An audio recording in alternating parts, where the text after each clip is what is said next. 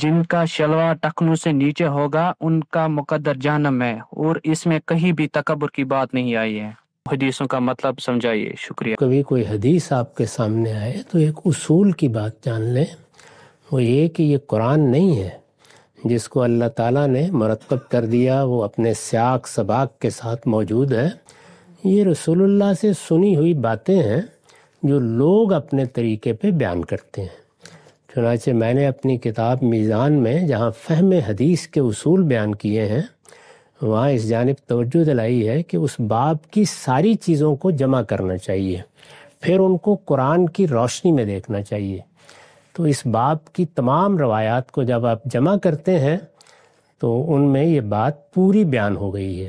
یعنی اس میں بتایا گیا ہے کہ یہ متکبرانہ وضع تھی، اور متکبرانہ اوضاع دنیا میں ہر چیز میں ہوتے ہیں، رہن سہن میں بھی ہوتے ہیں، کھانے پینے میں بھی ہوتے ہیں، اسی طرح لباس میں بھی ہوتے ہیں، عرب میں بھی ہوتے ہیں۔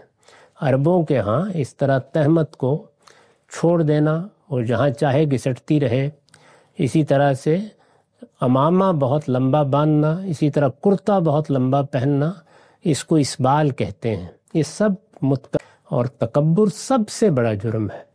تکبر کے بارے میں اللہ تعالیٰ نے قرآن مجید میں فرمایا ہے کہ اونٹ سوئی کے ناکے میں داخل ہو سکتا ہے، کوئی تکبر کرنے والا جنت میں داخل نہیں ہو سکتا۔